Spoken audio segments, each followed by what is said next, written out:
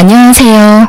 서울 근교에 살고 있는 30대 후반을 향해 가고 있는 주부입니다. 하는 짓거리가 사기꾼과 다름이 없는 저의 시누이 때문에 사연을 쓰게 되었는데요. 얼마나 염치도 양심도 없는 짓을 했는지 한번 들어보실래요? 남편과 전 결혼한 지 3년이 넘어가고 있는 평범한 부부였습니다. 신혼 초엔 서로 다름을 인정하지 못해서 싸우기도 참 많이 싸웠는데 포기할 건 포기하고 서로의 생각을 존중하기 시작하니 더는 싸울 일이 없었고 요즘은 언제 다투었나 한참을 생각해봐야 할 만큼 사이좋게 잘 지내고 있어요. 아직 자녀는 없었고 슬슬 가져볼까나 하고 계획만 세우는 중이었어요.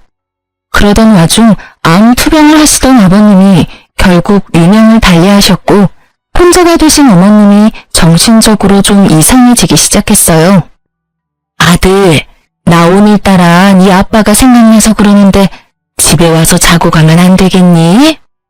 아들, 나 너무 울어서 그런지 밥이 안 넘어가. 퇴근하면서 죽 좀 사다 줄 수 있겠어? 아들, 우리 아들이 너무 보고 싶어서 그런데 엄마 좀 보러 오면 안 될까?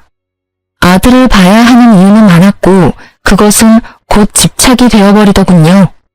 한동안은 어머님을 이해하려고 애썼습니다. 오죽하시겠어요? 한평생을 함께 산 반쪽이 세상을 떠나게 되었으니 그 허망함이 얼마나 크시겠어요. 아무리 오랜 투병으로 늘 마음의 준비를 하셨다고 한들 더는 세상에 없다는 사실에서 오는 충격과 허전함이 없어지지 않는다는 걸 잘 알기에 이해 또 이해하려고 했어요. 남편 역시 저와 비슷한 생각이었죠. 갑자기 집착에 가까운 모습을 보이는 어머님이 과하다고 생각은 하고 있지만 혹시라도 어머님마저 잘못될 수도 있다는 불안감에 한동안은 어머님 뜻에 맞춰드려야겠다고 하더군요. 저는 알겠다며 당신 편한 대로 하라고 했고요. 어머님의 과한 요구들은 계속되었고 이 상황도 충분히 힘이 드는데 어느 날부턴 시집간 시누이까지 보태기 시작하더군요. 아버님이 한창 아프셔서 고사리 손이라도 빌려야 할 정도로 손이 필요할 때는 코빼기도 내비치지 않던 시누이가 어느 순간부터 시댁 문지방에 닳도록 드나드는데 미칠 지경이더라고요. 딸이 엄마 보러 친정에 다니는데 왜 제가 미칠 지경이냐고요? 그냥 친정에 다니시는 거면 저도 대환영이었겠죠. 암요, 그렇고 말고요. 하지만 시누이는 하루가 멀다고 시댁을 오가며 저와 어머님 사이를 이간질하기 시작했고 그렇지 않아도 힘든 어머님의 비위 맞추기가 더욱 힘들어지고 있었어요.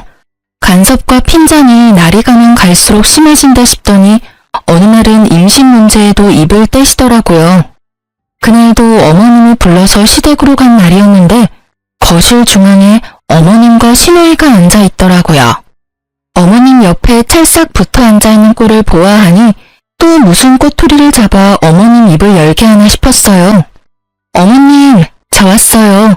형님도 계셨네요? 요즘 자주 오시네요. 그래서 불만이야 올케? 꼭 내가 우리 집에 오는 게 불만인 것처럼 들린다. 아니요, 그럴 리가요. 그저 요즘 자주 뵙는 것 같아서 드린 말씀이에요. 그건 그렇고 어머님 무슨 일 있으세요? 급하게 오라고 하셔서 오는 내내 걱정되어서 혼났어요. 일은 무슨? 내가 물어볼 게 있어서 불렀어. 혹시 너희 요즘 피임은 잘하고 있니? 피임이라뇨? 아, 아기 소식이 없어서 그러세요? 그렇지 않아도 저희 이제 아기 가지려고 준비 중이에요. 조만간 좋은 소식 들려드릴 수 있도록 노력할게요. 대부분 시어머니 입에서 임신, 피임 이런 이야기가 나오면 당연히 그 다음 말은 손주를 기다리고 있다는 말 아닌가요? 저 역시 그렇다고 생각하고 노력한다고 말씀드린 것인데 제 말이 끝나기가 무섭게 생각지도 못한 말씀을 하시더라고요. 아니다. 노력하지 말란 말이야. 네? 그게 무슨 말씀이세요? 아기 가지지 말란 말씀이세요? 그래. 너 한동안은 임신할 생각하지 말고 피임 잘하라고 불렀어. 내가 임신하라고 할 때까진 절대로 임신할 생각도 하지 말려무나. 무슨 이딴 경우가 있는지 어이가 없더라고요. 남들은 아기를 안 낳는다고 해서 난리라는데 저흰 그 반대니 무어라 대꾸할 말도 생각나지 않더라고요. 그러는 와중에도 한 가지 확실한 건 이 문제는 어머님이 간섭할 문제가 아니라는 것이었어요. 죄송한데요, 어머님. 임신 문제는 저희 부부가 알아서 상의해서 결정할게요. 다른 것도 아니고 자녀 문제는 저희 부부 문제잖아요. 그럼 다른 할 말 없으시면 이만 가볼게요. 저도 하던 일 다 내팽개치고 온 거라 얼른 가봐야 해서요. 그럼 더 있어봤자 득될 것이 하나 없다는 저의 판단은 옳았고 전 빠르게 시댁을 벗어났어요. 아니, 도망쳤다는 말이 더 맞겠네요. 어머님과 시누이는 어떻게든 저를 붙잡아 놓고 본인들이 원하는 말이 나올 때까지 닥달할 눈치였고 전 뭐라고 하든 다 무시한 채 가방을 챙겨 나와버렸으니까요. 그렇게 무사히 도망친 저는 남편이 하는 음식점으로 향했고 점심시간이 지난 터라 다행히 홀에 사람이 거의 없더라고요. 갑작스럽게 등장한 저를 보고 놀란 남편은 무슨 일이냐며 뛰쳐나왔고 저는 방금 시댁에서 있었던 일을 알려주었어요. 여보, 갑자기 무슨 일이야? 회사는? 오늘 어머님이 급한 일이 있다고 부르셔서 반차 쓰고 나왔어. 어머니가? 갑자기 왜? 무슨 일 있으셔? 아니, 급하게 부르시길래 무슨 일인가 싶어서 갔더니 글쎄 뭐라고 하시는 줄 알아? 한동안은 임신할 생각도 하지 말라고 하시더라. 피임 잘하라고. 내가 참 듣고 있는데 어이가 없어서. 뭐라고? 그게 정말이야? 그래, 당신이 생각해도 그건 좀 아니지 않아? 아무리 어머님이라도 어떻게 임신 문제까지 간섭하실 수가 있어. 하물며 임신하지 말라니. 이게 말이 되는 상황이야? 내가 웬만하면 당신 가게까지 안 오려고 했는데 상황이 당신이 안 나서면 안 될 것 같아서 왔어.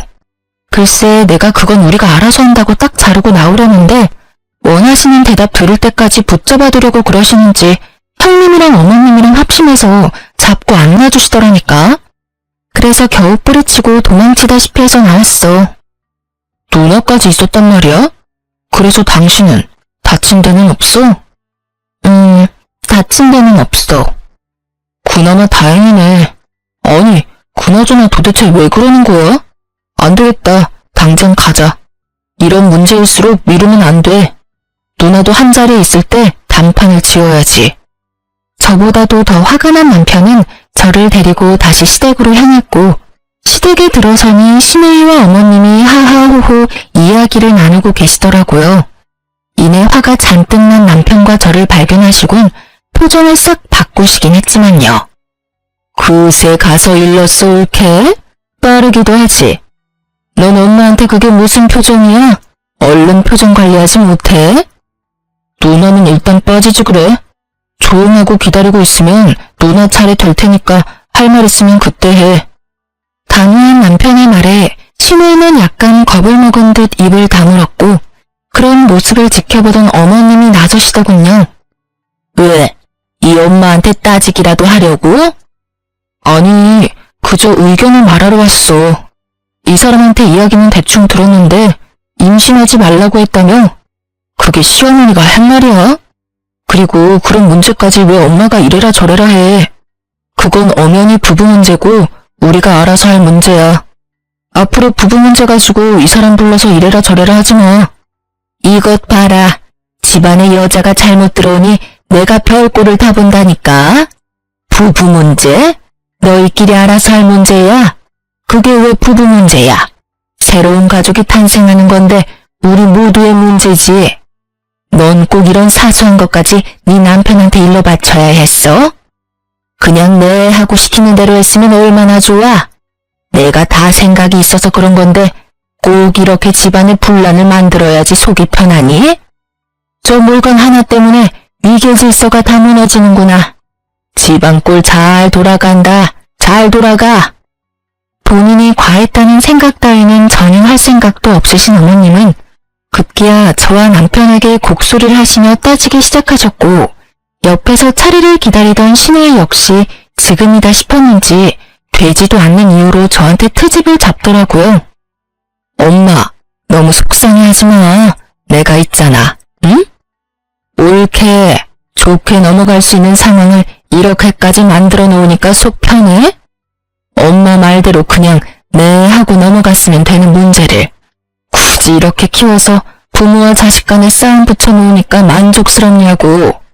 두 사람의 반응을 보고 있던 남편은 도무지 대화가 통할 사람들이 아니란 걸 느꼈는지 제 손을 꽉 잡고 화를 내더군요.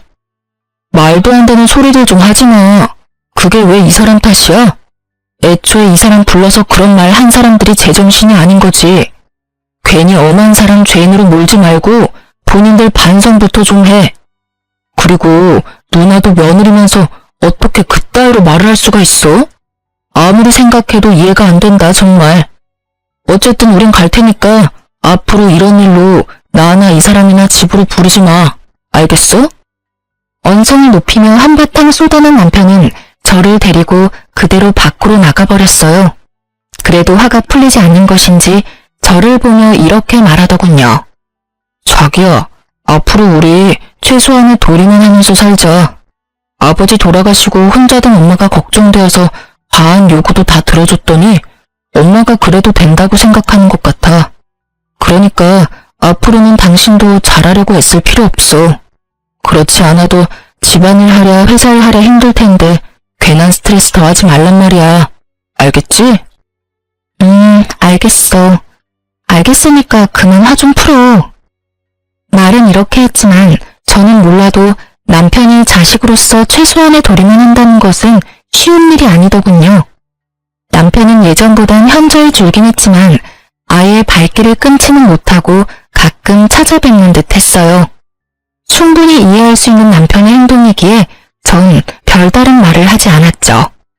저라도 시댁에 불러다니지 않아도 되는 그 상황에 만족하자 이렇게 생각했어요. 그러던 와중 전 임신을 하게 되었고 남편과 저는 그야말로 세상을 다 가진 것처럼 기뻐했어요. 혹시나 자연 임신이 힘들 만큼 늦은 것이면 어떡하나 싶었거든요. 하지만 임신 준비를 시작한 지 반년도 되지 않아 임신이 성공하니 상상 이상으로 기쁘더라고요.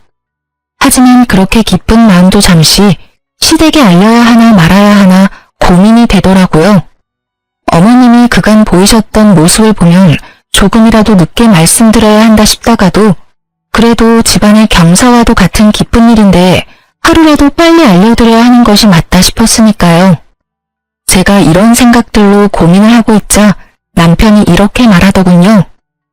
그러지 말고 그냥 말씀드려. 말은 그렇게 하셨어도 막상 손주 가졌다고 하면 기뻐해 주실 거야. 그러실까? 그럼 설마 임신했다는데 욕이라도 하겠어? 그렇겠지? 그래. 아직 찾아뵙고 싶지는 않고 전화로 말씀드려야겠다. 그래도 되지? 뭘 물어? 당신 편한 대로 하면 되지. 알아서 해. 전 남편 말을 믿어보기로 했고 용기를 내 전화로 임신 소식을 전했죠. 저의 임신 소식을 전해 들으신 어머님은 축하는커녕 다짜고짜 화를 내며 정신병에 가까운 억측을 주장하기 시작하더군요. 네가 웬일이냐? 그러고 가서 연락 한 통 없더니. 그게 어머님, 저 임신했어요. 병원 가보니 4주 됐다고 하더라고요. 뭐? 임신? 너 정말 내 말이 우스웠니? 내가 한동안은 임신하지 말라고 했잖아. 아니, 어머님 그게 아니라요. 그런데 어머님, 제가 임신한 게 이렇게 혼날 일인가요? 전 도대체 이해가 되지 않아요. 분명 축하받아야 마땅한 일인데 왜 제가 혼나야 해요? 그걸 진짜 몰라서 묻는 게야? 네, 정말로 몰라서 그래요, 어머님. 이유가 있다면 말씀 좀 해주세요. 저 정말 어머님이 왜 이러시는지 궁금해요. 너 요즘 내가 힘들어하는 거 잘 알고 있다고 했지? 하루에도 몇 번씩 우울해지는 걸 그나마 내 아들 보면서 이겨내고 있었다. 그런데 그런 일이 있고 나서부터 상현이가 날 멀리하기 시작해서 그렇지 않아도 허전하고 우울한데 아기라도 무사히 낳는 날엔 자기 자식 본다고 나를 더 멀리하게 될 것 아니니? 다시 생각해도 이건 정상적인 사람이 생각할 수 없는 정도의 잘못된 생각이었어요. 그래서 전 그렇지 않다고 여러 번 강조해서 말씀드리며 그렇게 생각하시게 된 이유를 물었죠. 도대체 그게 무슨 말씀이세요, 어머님? 아니에요. 절대 그렇지 않아요. 아범이 그럴 리가 있겠어요? 아기 나오면 아기 어릴 땐 힘들지라도 조금만 자라면 커가는 모습 보여드리려고 더 찾아뵙고 연락도 더 드리지 않겠어요? 왜 그런 생각을 하세요? 그런 생각은 하지도 마세요, 어머님. 아니긴 뭐가 아니야. 내 딸이 분명 그럴 거라고 하던데 뭘. 아들들은 다 똑같다면서 자기 새끼 낳으면 자기 새끼만 챙기고 부모는 나 몰라라 한다고 그러더구나. 생각해보니 틀린 말도 아니고. 그래서 그 아기는 낳을 거니? 어머님, 잘 들으세요. 뱃속의 아기는 잘 품고 있다가 건강하게 나을 거고요. 이 아기가 나온다 한들 저는 어머님이 선을 넘으시지 않는 이상 절대 어머님을 나몰라라 하는 일은 없을 거예요. 그러니까 이상한 생각하지 마시고 그런 이상한 말 귀담아 듣지도 마세요. 일단 오늘은 끊을게요. 들어가세요, 어머님. 그렇게 전화를 끊고 아무리 생각해도 이건 아니다 싶었어요. 이런 게 뉴스에 종종 나오는 가스라이팅인가 싶더군요. 갑자기 시댁 문지방이 닳도록 들락날락하며 뭘 하나 싶었더니 어머님을 말도 안 되는 말로 구워 삼고 있었더라고요. 자식이라는 사람이 어떻게 부모가 마음이 많이 약해졌을 때를 틈타 그런 말도 안 되는 억측을 주입하고 있는 것인지 어머님에게 이야기를 들은 후에도 이해가 되지 않더군요. 전 긴 생각에 잠겼고 아무리 생각해도 이렇게까지 부지런히 그리고 성심성의껏 저희와 어머님의 사이를 멀어지게 하는 신우이의 행동이 의문스럽더군요. 그런 식으로 해봤자 신우이에게 득될 것이 하나 없을 텐데 말이죠. 아무리 생각해도 제 상식으론 이해가 힘들었고 결국 이들은 안 되겠다는 결론에 도달하게 된 저는 단도직입적으로 신우에게 묻기 위해 신우이의 집을 향했어요. 예전에 방문했던 기억이 있었던 터라 어렵지 않게 신우이의 집을 찾아갈 수 있었고 그곳에서 전혀 예상치 못한 광경을 보게 되었어요. 신우이의 집 현관문은 살짝 열려 있었는데 안이 시끌시끌하더군요. 그래서 손님이라도 오셨나 하는 마음에 문틈으로 안을 살폈는데 집안 꼴이 엉망진창이더라고요. 집 안에는 건장한 남자 몇 명이 보였는데 신우이와 신우부를 닥달하는 소리가 들려왔어요. 그러게 돈을 빌려갔으면 갚아야 할 것 아니야. 꼭 내가 이런 거친 방법까지 써야 돈을 갚을 거야? 진작 갚았으면 좋잖아. 죄송합니다. 정말 죄송해요. 제가 어떻게 해서든 친정에서 돈 마련해 올 테니 그만 돌아가 주시면 안 될까요? 친정? 저번엔 친정에도 돈 나올 구멍 없다고 했잖아. 설마 나한테 거짓말이라도 했다는 거야? 아니에요. 정말 돈이 없었다고요. 사실 아버지가 암으로 돌아가셨는데 암 사망보험금이 꽤 나온 걸로 알고 있어요. 정확한 금액은 엄마가 말을 해주지 않아서 잘 모르지만 그래도 2, 3억은 충분히 될 것 같아요. 정말이에요. 이번엔 약속 지키는 게 좋을 거야. 지난번에도 조금만 더 기다려주면 사업 일으켜서 갚겠다고 하길래 믿어줬더니 오늘도 이렇게 찾아오게 했잖아. 다음에 우리가 만나게 되는 날엔 정말 각오해야 할 거라고. 이제야 모든 퍼즐이 맞춰지더라고요. 신우 부부의 사업은 원래 매출도 잘 나오는 편이었고 돈도 꽤 있던 걸로 알고 있었거든요. 그런데 무슨 이유에서인지 사정이 어려워지니 사채업자인지 아닌지 모를 무서운 사람에게 급하게 돈을 빌린 것 같더라고요. 변제일은 다가오는데 도저히 돈이 나올 구멍이 도저히 없자 저희는 생각하지도 못했던 아버님의 사망보험금을 노린 거였죠. 그러면서도 혹여나 어머님께서 자신과는 달리 그간 효도라는 걸 했던 하나뿐인 아들에게 모든 재산을 주신다고 할까봐 저와 어머님 사이를 이간질해 왔던 것이죠. 그렇게 해서 저와 어머님 사이 틀어지면 틀어질수록 남편은 제 편을 들게 될 것이니 자연스럽게 남편과 어머님 사이도 멀어질 것이라 생각했겠죠. 아기 문제도 마찬가지인 이유였을 겁니다. 하나뿐인 아들의 자식. 그것도 아들이라도 태어나는 날엔 신우이의 계획에 큰 차질이 생길 테니까요. 결국 신우이의 계획대로 되었고 아버님의 부재로 마음이 많이 무너져 내린 어머님은 의도가 어떠하든 자신의 옆을 지키고 있는 신우이를 믿고 의지하게 된 것이었죠. 제가 생각한 대로 가스라이팅과 다름이 없는 치밀한 행동이었어요. 급전이 필요하니 자기 부모 사망보험금이나 노리며 갑자기 효도하려는 신우이나 아무리 상황이 좋지 않아도 그런 되지도 않는 말을 믿는 어머님이나 그 모든 것이 암담하게 그지없더군요. 전 당연히 모든 사실을 남편에게 알렸고 일단 남편은 첫 번째 아버님 기일만 무사히 넘기고 생각하자고 하더군요. 엄마도 생각이 있으면 아버지 기일 지나지도 않았는데 보험금을 쓰진 않을 거야. 아무리 엄마가 위태로운 상황이라고 해도 그 정도 생각은 하실 뿐이라고 우리 믿어보자. 일단 첫 번째 재산은 조용히 지내고 그 다음은 내가 엄마랑 이야기해볼게. 저 역시 남편의 말에 동감하기에 남편의 뜻에 따르기로 했어요. 드디어 제삿날이 되고 전 두 사람의 꼴도 보기 싫었지만 살아생전 저를 정말 친딸처럼 여겨주셨던 아버님의 첫 기일을 무시하고 넘길 순 없었기에 차분히 마음을 정리하고 아버님만을 생각하며 시댁으로 향했어요. 아무리 아버님이 좋았다고 한들 혼자였다면 가지 않았을 수도 있었겠지만 임신한 제가 여러모로 걱정이라며 가게 문까지 닫고 함께 해준 남편 덕분에 좀 더 가볍고 든든한 마음으로 시댁에 들어갈 수 있었네요. 시댁에 들어선 남편은 아주 작정이라도 한들 제 옆에서 떨어질 생각을 하지 않더라고요. 하물며 화장실까지 따라와 앞에서 기다리는데 심각한 상황인데도 불구하고 웃음이 나와 혼났지 뭐예요? 그렇게 어디든 따라다니던 남편은 앞치마를 둘러매고 식당 사장님답게 푸르다운 솜씨로 뚝딱뚝딱 제사상을 준비하기 시작했죠. 그런 남편의 모습이 전 내심 흐뭇했지만 신우이와 어머님의 눈엔 거슬리기 짝이 없는 모양이더군요. 저희를 쏘아보던 신우이의 입을 열리고야 말았으니까요. 저게 무슨 꼴이래? 저 꼴을 좀 봐, 엄마. 엄마가 고생해서 키워놨더니 엄한 년만 좋은 일 시키고 이러려고 엄마가 그 고생해서 아들 키워냈어?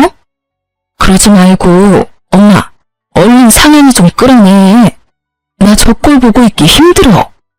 신우의 조종 스킬이 얼마나 대단한지 신우 말 한마디에 신우가 노발대발 화를 내며 남편을 끌어내려고 했고 남편 또한 절대 질 수 없다는 듯 어머님에게 맞대응하고 나서더군요. 상현이 너 그게 뭐 하는 짓이야? 당장 나오지 못해?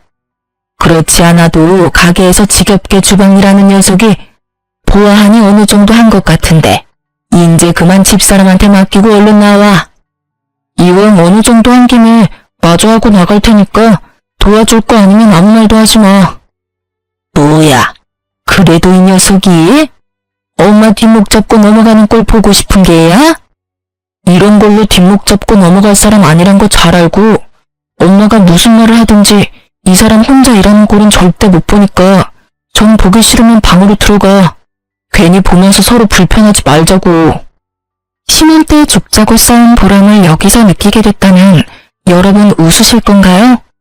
전 정말로 신혼 때 하루가 멀다고 쌓았던 보람을 느끼게 되었고 그때 그 시절 제가 입이 마르게 강요했던 온전한 내 편이 된 남편이 참 든든하더군요. 그렇게 제가 살벌과 화못의 기분을 오가는 사이 미친 여자아니 분명한 신우이가 이때다 싶었는지 추악한 본론을 꺼내들기 시작하더라고요. 저것 봐 엄마, 내 말이 맞지? 저 녀석 이제 엄마는 안중에도 없다니까. 저것도 아들이라고 키워놨더니 엄마를 싹 무시하고 자기 마누라만 감싸는 것 좀 보라고. 엄마, 잘 생각해야 해.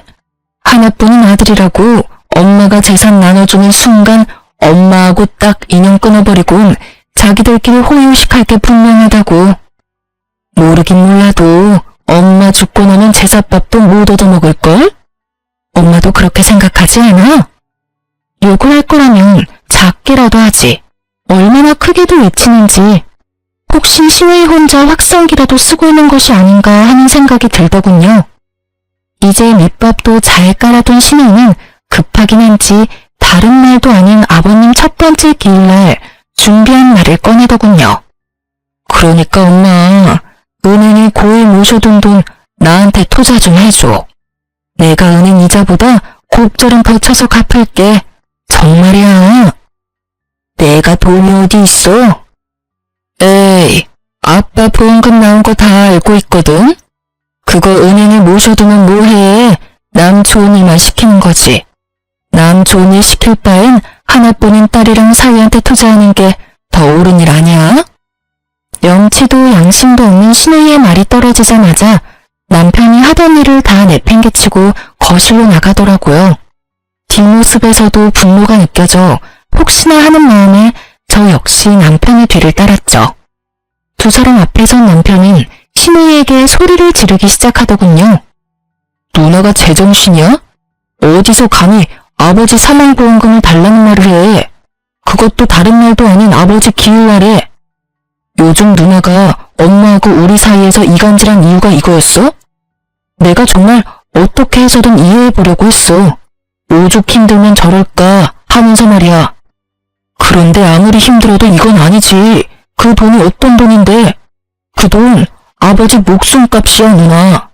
그거 아버지가 돌아가시면서 엄마한테 남겨준 엄마 노후 자금이라고. 그러니까 손댈 생각 하지도 마. 알겠어? 이렇게까지 단호한 사람이었나 싶을 정도로 확실하게 못 박았음에도 불구하고 신우이는 물러날 생각이 없어 보였고 남편의 말에 반박하고 나서더군요. 아버지 목숨값이면 평생 은행에 두고 꺼냈으면 안 돼? 아버지가 그러라고 남겨주신 돈인 것 같아? 아니잖아. 힘들 때 보탬이 되라고 남겨주신 돈일 텐데 지금 당장 필요한 내가 좀 쓰겠다는데 그게 그렇게 화낼 일이야? 그리고 이간질? 난 이간질을 한 게 아니라 사실만을 말했을 뿐이야. 너 지금도 이렇게 엄마랑 사이가 좋지 않은데 나중에 엄마가 나이 들면 모시고 산다고 약속할 수 있어? 없잖아.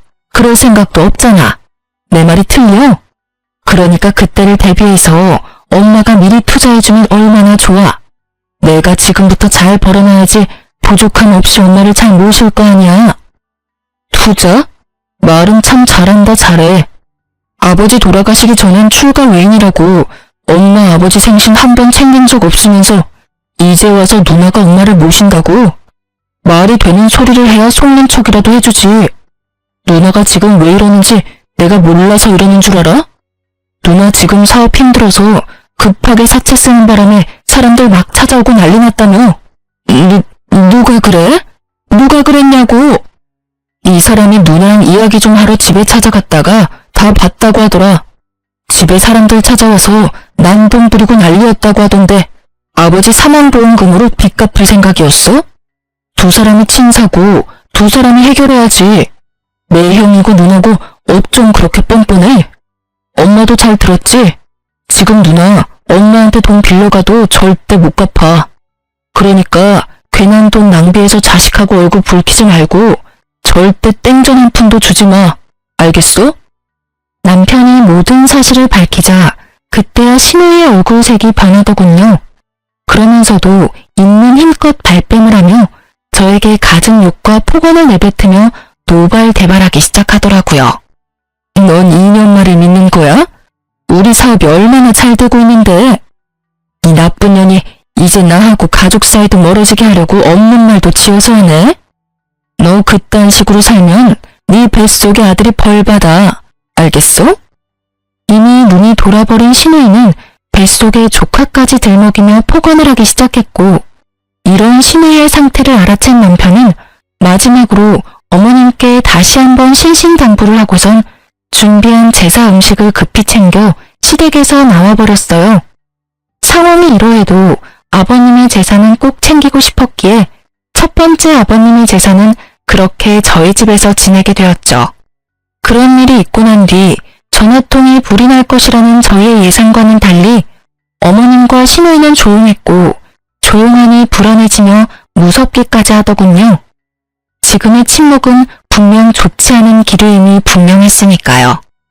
아니나 다를까 며칠 뒤 신우이에게서 연락이 왔고 설마 했던 소식을 전해주더군요.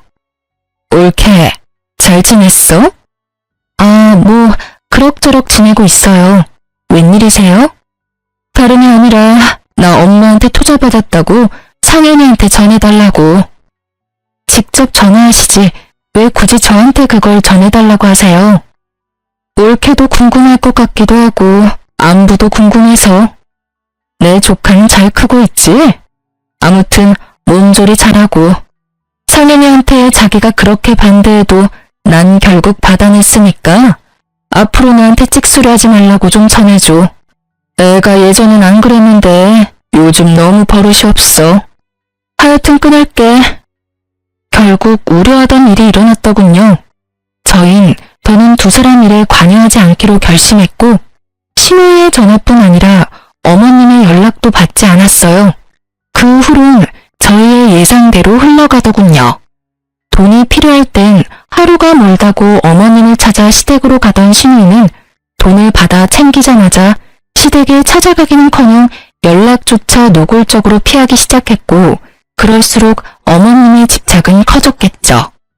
저희도 연락이 되지 않고 신우이도 연락이 되지 않자 결국 어머님은 죽는 신용까지 하시며 신우이를 불렀고 결국 어머님 댁에 몇 달 만에 간 신우이는 신우의 짐을 챙겨 저희 집에 데려다주며 이런 말을 하더군요. 어머 형님, 어머님, 연락도 없이 무슨 일이세요? 그 짐은 뭐예요? 보면 몰라? 엄마 짐이잖아. 그러니까 어머님이 왜 짐까지 챙기셔서 저희 집에 오셨냐고 묻고 있는 거예요. 엄마가 계속 외롭다고 하잖아. 몸도 좋지 않은 것 같고. 알다시피 난 요즘 바빠서 엄마 돌볼 시간이 안 되니까 당연히 이리로 모시고 왔지. 이럴 땐 아들이 엄마 모셔야 하는 건 당연한 거 아니야? 당연하지 않죠. 돈 받아가신 형님이 모셔야죠. 저희는 어머님께 땡전 한 푼 받은 적도 없을 뿐더러 바란 적도 없어요. 그런데 왜 저희가 모셔야 해요? 저흰 절대로 못 모시니까 당장 모시고 가세요. 이렇게 말하며 당장 집으로 오라고 남편에게 문자를 보냈죠. 틀린 말이 하나 없는 제 말에 대꾸할 말이 없었던 신우이는 모르쇠로 일관하며 우기기 시작하더니 결국 어머님을 내팽개치며 나가더군요. 아, 몰라. 어쨌든 난 엄마 못 모셔. 난 출가 외인인 거 잊었어? 남편도 엄마 오면 불편하다고 하고 시댁 눈치도 보이고 같은 며느리로서 올케가 내 입장 좀 이해해줘. 응? 그럼 이야기 다 된 걸로 알고 난 가볼게. 형님! 이대로 가시면 어떡해요? 나 바빠. 연락할게. 그렇게 떠나버린 신우이와 아무 말도 하지 않고 그저 울고 있는 어머님. 한숨이 정말 절로 나오더라고요. 전 아무런 말도 하지 않은 채 남편만을 기다렸고 얼마 지나지 않아 남편이 들어오더니 어떻게 된 상황인지 대충 알겠다는 눈빛으로 어머님 짐과 어머님을 모시고 다시 나가더라고요. 묻지 않아도 남편이 향하는 곳은 신우이의 집이었고 다시 돌아온 남편은 혼자가 되어 들어오더군요. 아, 이게 진짜 무슨 일이야? 당신 괜찮아? 어머님, 형님 댁 모셔다 드린 거지? 누나 집에 모셔다 드렸어. 어떻게 인간이 그러냐? 나 사실 엄마 불쌍해서 어떻게 해야 하나 고민도 했는데 누나 하는 꼴이 얄미워서 엄마 모셔다 드렸어. 좋다고 돈 받아갈 때는 언제고? 누나도 누나지만 내 형도 어이없어. 엄마 모시고 가니까 나 몰라라 하고 밖으로 나가더라니까. 하긴 둘 다 똑같은 것들이니까 좋다 하고 같이 살고 있지. 남편의 화는 쉽게 가라앉지 않았고 많이 놀랐을 저를 걱정하면서도 신우이에 대한 분노를 쏟아내더라고요. 그렇게 얼마 뒤 신우이가 다시 찾아왔더군요. 얼마나 우셨는지 거의 탈진할 것만 같은 어머님을 모시고요. 어머님이 많이 미운 제 눈에도 어머님의 위태한 상태가 걱정되는 지경인데 신우이는 그런 어머님의 상태가 보이지 않는 것인지 어머님의 손과 짐을 던지다시피 하고 소리를 질러대더군요. 난 절대 돈 한 푼 없는 노인을 모실 생각 없어. 없다고. 그러니까 괜히 힘 빼지 마. 우리 집에 데리고 오지 말라고. 다시 찾아오기만 해. 문도 열어주지 않을 테니까 말이야. 발악에 가까운 말을 뱉어내던 신우이는 이내 차분해지더니 지금까지와는 차원이 다른 경악스러운 말을 하더라고요. 아, 맞다. 엄마 집 남았지? 혹시 알아? 엄마가 집 처분해서 또 나한테 투자해주면 그땐 진짜 모실지도. 내가 남편을 잘 설득해보겠단 이 말이야. 그거 아닌 이상 난 죽어도 엄마 모실 생각 없으니까 그런 줄 알고 아들인 네가 알아서 해. 알았어? 저뿐 아니라 남편도 충격이 컸는지 아무런 행동도 말도 하지 못하고 멍하니 서 있더라고요. 저조차도 이게 인간인가 하는 생각뿐이었는데 남편은 더하면 더했지 모자라진 않았겠죠. 저희를 충격에 빠뜨리고 도망치듯 집을 나간 신우이와 그런 신우이가 나간 현관문만 멍하니 보며 눈물만 흘리고 있는 어머님. 이 상황을 어떻게 해야 하나 고민에 빠져있는데 어머님은 그제야 정신이 드셨는지 그야말로 대성통곡을 하시더라고요. 상황이 이렇게까지 되니 그 밉던 어머님이 참 불쌍하다는 생각마저 들더군요. 남편의 표정을 보아하니 남편도 제 생각과 별반 다르진 않은 것 같았어요. 결국 저희는 어머님을 받아들이기로 했습니다. 재산이 있든 없든 어쨌든 남편에겐 어머니였고 신우이의 입김이 있기 전까진 어머님도 꽤 괜찮은 사람이었으니까요. 저희는 어머님을 한 번 더 용서하고 이해해보기로 했던 것이었어요. 그냥 시댁으로 어머님을 모셔다 드리고 자주 왕래하며 지내는 방법도 있었지만 워낙 겪으신 일이 보통 일이 아니신지라 기력이 많이 떨어지셨더라고요. 혼자 계시게 했다간 정말 사람 잡겠다는 말이 나올 것만 같아 그냥 모시기로 했던 거죠. 이때까지만 해도 어머님을 완전히 용서했던 건 아니었기에 어쩔 수 없이 미운 마음이 있었어요. 하지만 불쌍하단 마음이 더 컸기에 어머님께 잘해드리려 애썼어요. 이때쯤 전 사실상 퇴사를 했던 터라 어머님과 보내는 시간도 많았죠. 온종일 멍하니 계시는 어머님을 모시고 산책도 다니고 산책을 나가는 날엔 맛있는 것도 사 먹고 집으로 돌아오는 길엔 남편 가게에 들려 남편 일도 돕고 남편과 수다도 떨기도 했어요. 그렇게 한 달 조금 지났을까요? 처음엔 말씀도 거의 하지 않으시던 어머님이 점점 말씀도 많아지기 시작하시더니 어느 날엔 남편과 수다를 떨다가 환히 웃으시더라고요. 예전 어머님의 모습이었어요. 밝아지기 시작하신 어머님은 마음의 안정을 되찾으신 건지 집안일도 도와주시며 저에게 잘해주려 애쓰시더라고요. 그때쯤은 어머님에 대한 미움도 거의 사라지고 이대로 쭉 살아도 괜찮겠다 싶더라고요. 그렇게 어머님과 함께 평화로운 일상을 보내던 어느 날, 잔뜩 굳은 표정의 어머님이 저에게 신우이를 불러달라고 하시더라고요. 자신의 전화는 받지 않는다면서요. 그래서 전 신우이에게 전화를 걸었고 제 전화 역시 받지 않아 오늘 당장 저희 집으로 오지 않는다면 형님네 집으로 찾아가서 나올 때까지 기다릴 거라고 문자를 남겼어요.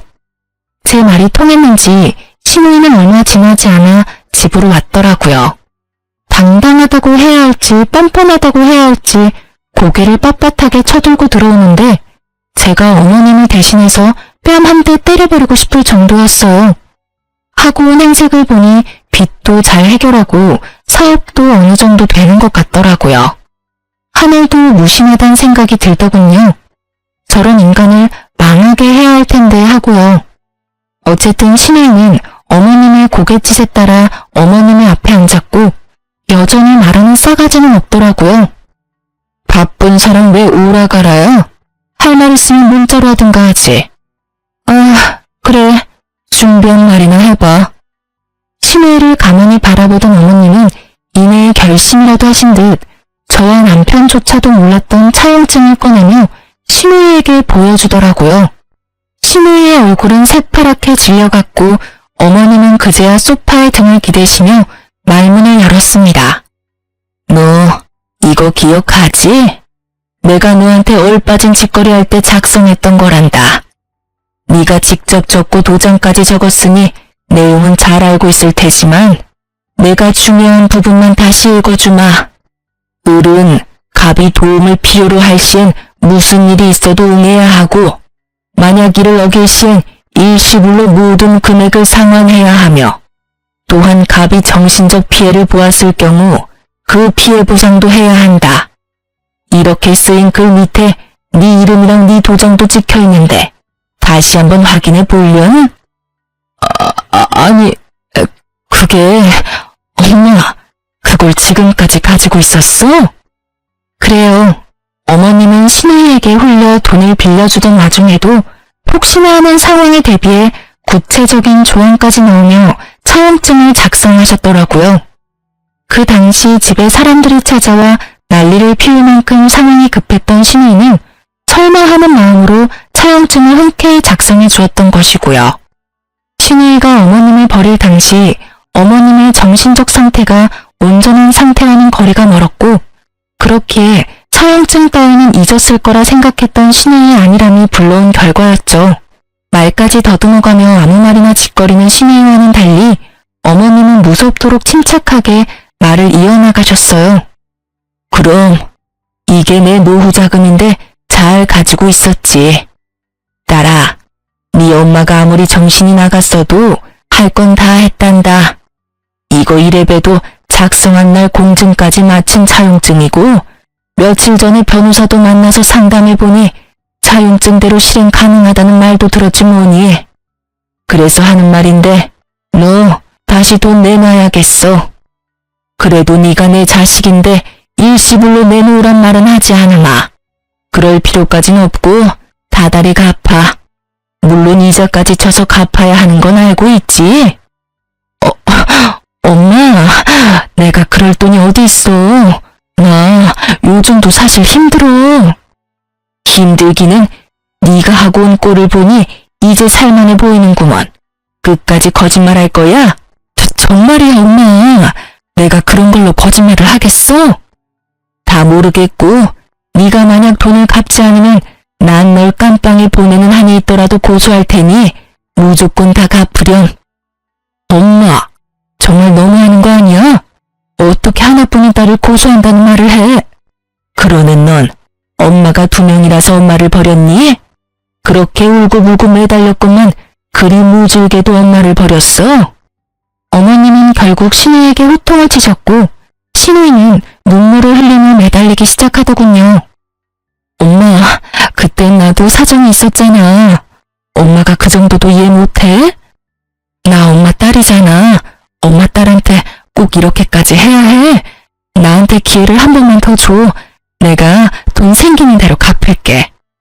넌 너 좋은 때에만 엄마와 딸이라고 하는구나. 그리고 난 너에게 충분한 기회를 줬어. 지난 한 달 동안 매일매일이 너에게 주어진 기회였다. 그런데 넌 어떻게 했니? 먼저 전화해서 사과하기는커녕 내 전화조차 무시하지 않았니? 그게 엄마, 내가 잘못했어. 엄마라고 부르지도 마. 난 이제 너 같은 딸 필요도 없으니 괜한 눈물 빼서 돈 좀 살 생각도 말거라.